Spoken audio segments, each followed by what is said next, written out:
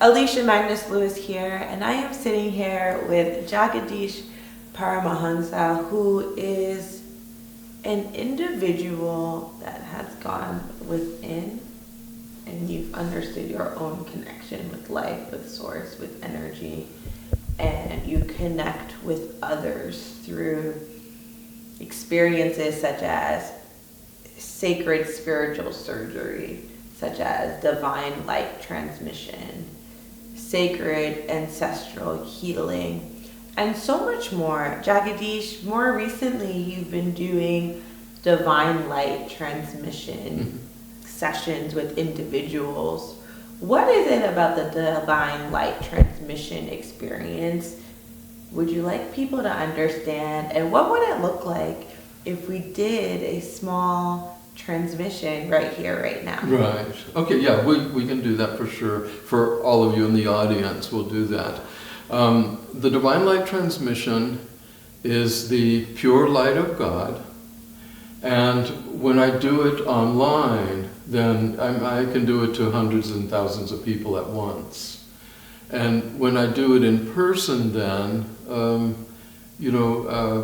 it has to be a bit less, because I'll set up 10 chairs in the front so that they could look in the altar, at the altar or something, not at the crowd that's behind them. Yeah. And I do an induction in a way. I mean, not a hypnosis induction, so I don't know if they use that term or not. But, thank you for the clarification. Yeah, That's right. important. I'm not a hypnotist of any kind. But anyway, so if I have the 10 chairs, then maybe there's 100 or 200 people in the audience. And hopefully we're chanting a mantra, everyone together, or there's background music. Ideally, the chanting of a holy mantra would be wonderful, and we do that sometimes. And then so people would come up and they would fill the chairs. I would do the divine light transmission to each one, about 30 seconds to a minute to each person. Then they would get up after a minute of sitting and go to their chairs, and then the new 10 would sit, and I would start over until everyone in the room got a chance for that. Yeah. And when people are sitting in front of the room or sitting on the other side of the Zoom screen, what is it about the divine light transmission that they're receiving that can shift or change something for them in their life, for people that are curious? Right. This is a very pure divine transmission from the eternal absolute, whatever you want to call it, but it's the divine absolute, beyond creation and all of those good things. So the idea here is that one is introduced to it. It comes down through here. That's how I work with people. So I'm hoping that the light collects the consciousness, which usually in most of us is in the head, because our thoughts we associate with the brain and things like that. And so it hopefully brings and grabs your conscious awareness and brings it into the heart, the sacred heart. And that's where we exist as our truest divine nature, which we can call the Atman, which is, the Atman is Satchidananda. It's eternally existing bliss consciousness. Eternal. Yeah. It doesn't come and go with the body comes and goes. Actually, if the Atman left, then the body would just fall and be insentient. And you've been doing the divine light transmission for quite some time now. You used to do it in front of hundreds of people. You went into 8 years of solo teaching, and now you're back and you're out here doing the divine light transmissions in a more amplified and a more magnified way, with a real goal of impacting and reaching people all around the world. What are some of the reflections that people have shared, whether they're students of yours in the past that used to experience your divine light transmissions before, or newer to your work? What are some of the reflections that they've shared about that experience with you? Yeah, many of the people are sharing about this, and they are experiencing divine love bliss, which lasts quite a number of days for them. One person experienced enlightenment, had a profound enlightenment experience, actually. And this is a person who's very evolved. She's been in spiritual disciplines for maybe 40 years or so. The one student from the past who found me out again, tears come down her eyes, streaming. Her body might shake a little bit, sometimes rhythmically, she was sharing, because she felt touched by God, which is the common experience, is feeling touched by God personally. And again, in my tradition, the God that we're involved in is beyond the creator gods, and beyond any kind of creation of any kind, actually. And it is the pure spiritual substance realm, no materialistic substance. Like the astral realms still have, it's a subtle realm, but it's still a material realm. So this is beyond that. The way to get there is through the enlightenment, the genuine liberation, moksha or mukti. And then there's levels beyond those levels one can attain. But so it's a variety of experiences. Some people have purging of negative attachments or negative views, closed-minded views. Yeah. So that all can dissolve away for people. And then they get inspired because they're attaining unconditional love and peak spiritual experiences. And the things that can happen when someone experiences unconditional love and their heart just opens up in that way. Imagine the things that they can step out and do when they're moving from that place of love. You know, you talk about... Oh, let me talk about this because this is just totally related. Is, you know, for those who have low self-esteem, they begin to develop that esteem because they start experiencing the higher nature, which also mirrors and matches and is aligned with their own truest nature. Yeah. So self-confidence, empowerment. Most clients, with all the different things that I do, because I do so many things, one of the major things is the increase and enhancement of self-empowerment, but it manifests in a virtuous way. This is that's the key right there. That's the key, yeah. And it's the natural thing that happens due to the energy of the work. It's so sacred and holy. Yeah. That virtuosity part is key as that evolves, and that self-love, that empowerment, a lot of that is a remembrance of love that's within and helping people to get to that space. I'm sure people would love to experience a little bit of a glimpse of what divine light transmission looks like, and we can maybe do that in a little bit. Or no, not to look. I'm going to do it for the audience. Yeah, would you like to do that now, or would you wait for? Let's do it now, and then we'll talk more. All right, amazing. Okay. All right. Yeah, because we'll want to talk a little bit about some of the other things that you are doing. Yes. Yeah. All right. Okay, great. So. What we'll do is everyone just take a few deep breaths as you settle in a comfortable space wherever you are. Just a few deep breaths. And then close your eyes if you choose to. That's really a nice way to do this, with eyes closed. Get a sense of your body, how it feels in the moment.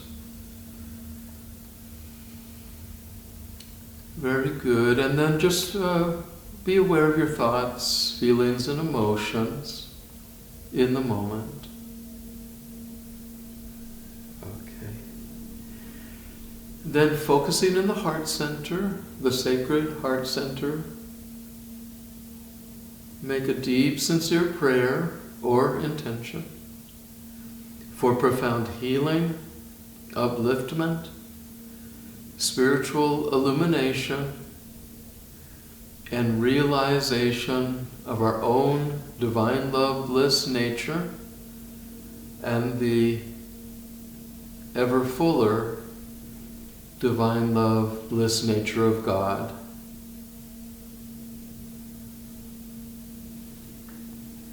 So now I'll do the transmission for everyone.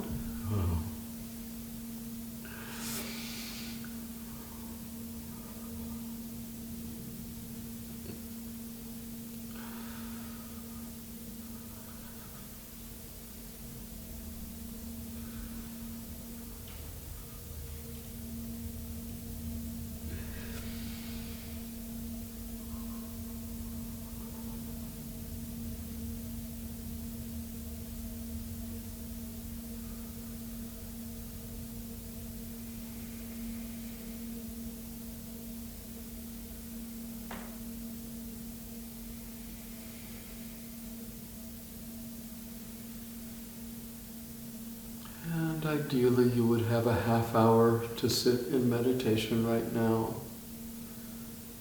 And then ideally you would gently stretch your body after something like this, your whole body, just gently stretching. And then you drink a glass of water or non-caffeinated herbal tea of some kind, if you wanted, to do a flush. And also then one would want to be silent for another 1 or 2 hours so one can keep the energy circulating within. Ideally, yeah. Wow. I just feel light. Oh. I feel airy. Right. I feel energized. Right. Not that I was tired before, but a rejuvenation. Yeah. One thing is if you're staying at home, you're fine. If you're going to get up and go drive or use machinery, then you want to take a few minutes to ground your energies to the earth.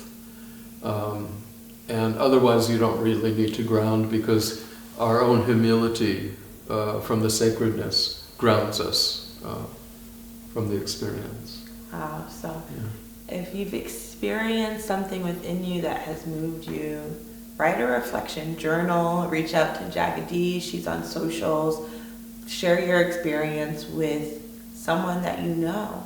But this is what it's like to experience the divine light transmission. Thank you so much, Jagadeesh, for sharing that with our audience. You also facilitate sacred spiritual surgery for individuals that might hear sacred spiritual surgery and say, what is that? I've never heard that term or that phrase before. What is sacred spiritual surgery all about, and why do you want people to be aware that it exists, that you're a practitioner of it, and that it's possible for them? Okay, this is an amazing work. This is very, very amazing. By the way, with the thing we just did, I could feel hundreds of thousands of people. It was very intense for me, because I could look into and see, in a certain way, a subtle way, see that there would be a huge amount of people participating in this through this podcast. Yeah.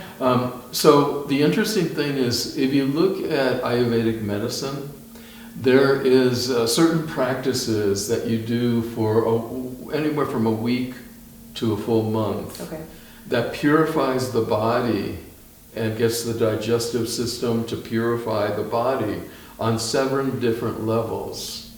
And after doing, it should ideally be done for 3 or 4 weeks, twice a year if you can.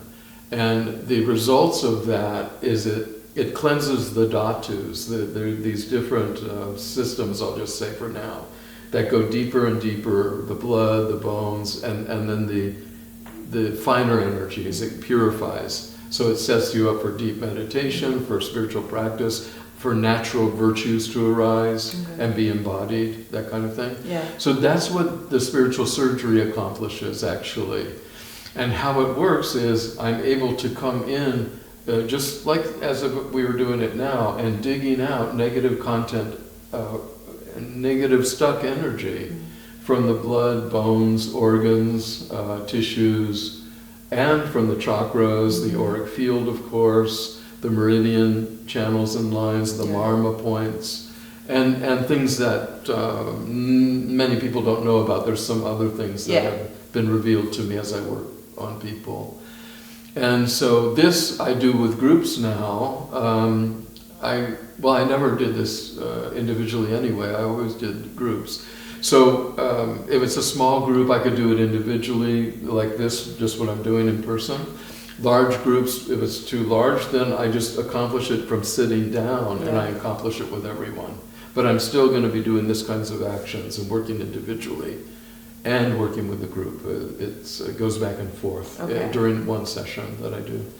And so it's incredibly wonderful as I've been tested by scientific instrumentation. Yes, because your work, for those of you that may be curious, Jagadeesh's work has been scientifically proven to be effective. Like I know that the people that you've worked with, they felt the difference, but your work has been scientifically proven to be effective. So I just would like people to be aware of that. Yeah, the way it cleansed the auric field, your auric field becomes dynamic and, you know, charged with spiritual energy. But also the chakras, what happens with the chakras during this specific work and possibly some of the other work, is the chakras get blown out into the field, out about this far, our chakras. And they're cleansed so deeply, but they're also cleansed, the connections between them are all cleansed so much that they're blown out. Wow. And then it takes about an hour. Through the testing, we tested how long it would take to come back. And in about an hour, they gradually come back into a higher alignment in your system. Wow. And so now the other thing is, by digging out all this negative stuck energy, you might feel tired the next day, or take a nap. A little achy here and there. And just know, take some extra rest. Know that you'll come back from that somewhat soon. Yeah. It won't last more than so many hours, you know. Yeah. So, and I mean, to know that it is scientifically proven and it really does shift people, it helps elevate them, it helps amplify who they are. Individuals, who they are as their divine nature. Right, as their divine nature. For individuals that may be wondering, may be curious, for your sacred spiritual surgery in particular, how did you come to create that experience and connect with people in that way? Because people may, I know I might be taking you back to but... I'm going to be training, this time after 8, I'm going, starting 9 years of being in solo retreat. I've just come out for a few days to do this. And then I'm kind of back in for a month or two before I come out again a little bit. But I'm going to be training people extensively in everything I do. This is my motivation this time. And I'm going to be doing this for decades. So, death can come any time to this body. But I do look forward to training people to do it as well. So what was the question again? So, and I love that you said that you'd be training people, because the question was like, how did you come to do this work? And you are not just sitting here saying, oh, I can do this, but you're actually on mission to help train people to continue the work. But, which is more important. Yeah, exactly. That's a good point. What it is about is... the energy that comes through me for everything comes from the exalted level of my tradition, and basically I put in 30 years of retreat practice. 30 years means when I did group retreat in India with great fully God-realized Siddha saints, and many saints who were, coming to that point. Hundreds of saints that I lived with and visited at different times. It's such an exalted level of spiritual attainment, mind-blowing. And the West, even though the West might know about different spiritual teachers, they don't know the secret inner traditions that are still thriving and existing. Yeah. So all that divine power from my own attainment on these levels then fuels everything that I do. So that's kind of the answer to that, is I'm empowered as a lineage holder, which also clicks in all this ancient knowledge that comes through, and ancient powers, if you will, but divine powers, not material powers. And so, different things just manifest spontaneously at different times. I've done a little bit of training back, long time ago, many decades ago, just a few little trainings in something that I took much further. So I'm going to ask you a question here that I don't know, but I think people may be wondering.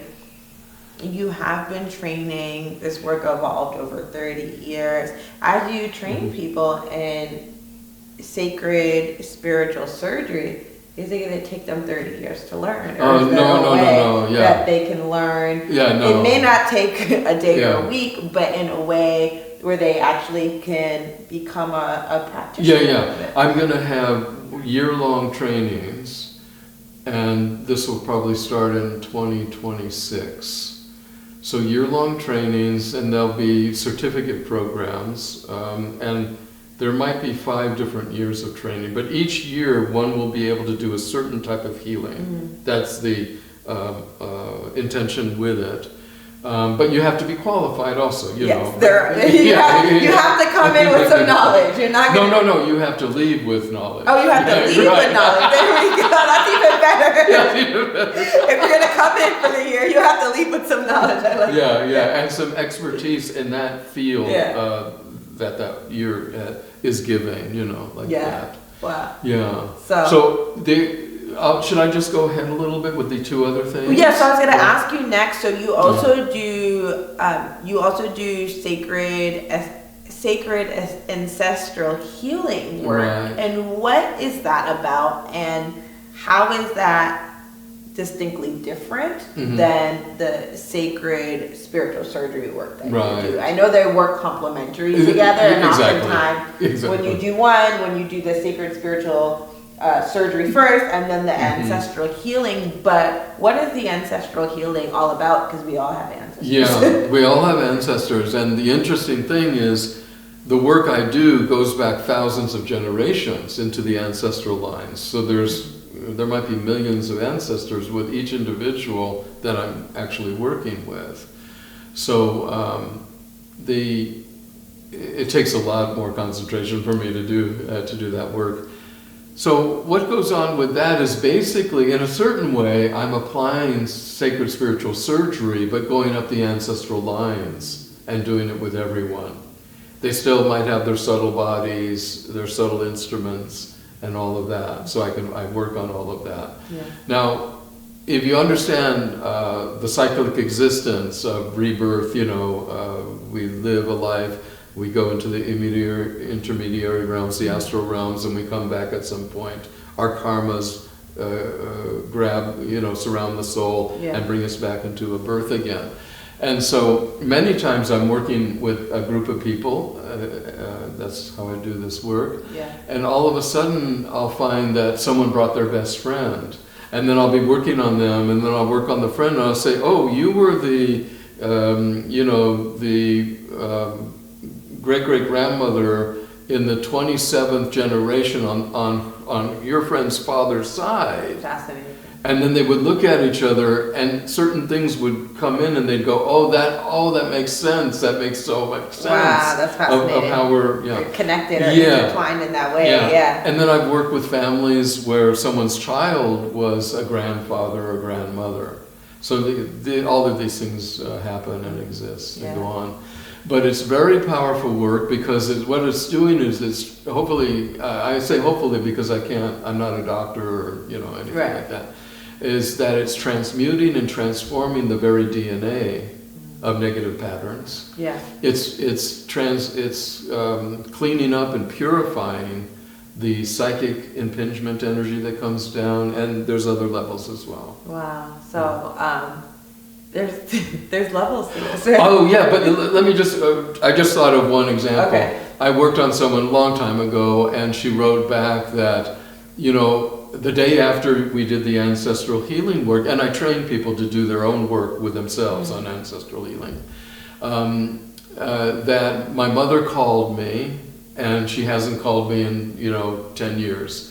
Or another person is I talked with my mother, and for the first time ever, she said, "I love you." Wow. For the first time, 30 years, I've never heard her say, "I love you," 1 or 2 days, 3 days after that happens. So why do you think that is? Like, is it because if someone goes through sacred ancestral healing and they heal or they clear something that was in their ancestral lineage, it shifts how they show up or their energy around other people, and so other people react to them differently because of how they're shaped. We were just talking about sacred ancestral healing work that you do, which is so divinely guided, and it goes up and through so many lineages of experiences, and it shows how intertwined everyone really is, that they've been connected from past lives, that their ancestors know each other, that they're back in different forms and family different structures relationships are different, yeah, right? family You don't know. structures, So, right. but you also do divine love bliss meditations. Okay, right. What? And you have your book, Divine Love Bliss. You talk about the divine love bliss that you live in each and every day. But what is it about the divine love bliss meditation that you want people to really be aware about? Right. Well, this is a opportunity, you know, to join a program for just the meditation aspect. So deep meditation, in trainings, I'll talk, in the trainings we go deeper into meditation and do different techniques that accomplish even more than just the introductory classes. But the introductory class is still very, very powerful and wonderfully powerful, I'll add here. Yeah. And so it's about easily becoming used to and appreciating meditation. Many people can't sit, or they're too agitated in their minds to even want to sit. Yeah. So join a class like this, and we'll go so deep into meditation with the energy transmission, and this is the pure divine energy. And with the group adding to that, we all know that group participation increases the intensity and depth and beauty of the meditation. So that's a vehicle for people to kickstart and or go deeper, even if you're a 40-year practitioner. I've had people who were 45 years in doing this deep meditations with groups of people in other traditions. And they came to me and joined in this work, and they had profound breakthroughs they hadn't had in any of those 40 years of working with, you know, an esteemed teacher around the world. Actually, this was a world-known teacher, and many people have that thing. Yeah. They come from all the mystical traditions to seek me out, because they'll have incredible breakthroughs that leave you crying, or, you know, sometimes you shake and you get warm, and so you many breathe, things. right? Well, that too. But you know, someone will cry out, ha ha ha, and there's this big, huge spiritual breakthrough, and then they're in the cosmos, you know, the divine cosmos. I want to. Oh, it's always divine here. It's always going to be divine. It's always going to be sacred. Yeah. We want to discern. Right. We're not going into astral realms with this. Yeah. And so, you know, because you shared that people experience spiritual breakthroughs, and there's people that have been practitioners of meditation, trying different techniques for 40 years. What about the person that has never meditated before, has said, like, sitting down in silence, what is that? Or when I sit down, I can't not hear words or experience or turn off my mind. What is it that you'd like to share with them? Because, you know, oftentimes people that have kind of navigated down their own journey, you often hear people say, meditation, I start my day with meditation. That meditation supports me. It helps me connect. It helps me get quiet. And oftentimes people say it, and it is effective, but there are so many people who have tried meditation and say, well, it's just not for me, it doesn't work. Right. So what is it that you want to let them know? Oh boy, well, you need to learn some techniques, because that will help you discipline yourself. And you have to have some profound experiences that or hear about other people's profound experiences to motivate you to want to do it. And that's why any of the work I do, you'll be touched by the divine energy, and it will not only inspire you, but we're cleansing out all the kind of junk that gets in the way, the resistance, the blocks and obstacles that come. Let me cleanse them for you, or your own practice cleanse them for you, whatever it is. But if I cleanse them for you through different programs I'm offering, then you'll become an adept at meditation without going through much less struggles and challenges for it. You know. Yeah. And the gift of meditation has been proven all over. It has. It increases your emotional maturity, your human maturity. It cleanses it does stuff to the brain. There's so many studies of how it increases your functioning of your brain, all kinds of wonderful things. Yeah, there are so many impactful and say and effective benefits to meditation that people share often. So Jagadeesh, we talked today about divine light transmission. We talked about sacred ancestral healing, sacred spiritual surgery, as well as divine Love-Bliss meditation. If someone is newer to your work and they're like, okay, this all sounds interesting. I think I would like to explore. I'm curious. I'm just trying to wonder what this is all about. What is it that you would recommend to them is a great place to start? Because sometimes people might say, oh, I love where that end effect is going, but how do I actually get started? Is it through a divine Love-Bliss meditation experience? Is it through joining your divine light transmissions? Like, where do people connect? It's really join anything that I'm offering. However, on Tuesday evenings, California time, or because I live in Southern Oregon, West Coast time. But West Coast time, then is a free event for everyone to come. It's growing. It'll keep growing. People all around the world join. Yeah, they join all around the world, and it'll keep growing. But the more, the merrier. And that's a free gift for dedicated to world upliftment. Yeah. To the enhancement and, I don't know what to call this, but influencing the world to be nonviolent, to be peaceful, because that's what we find in meditation, is this deep, unwavering peace. Yes.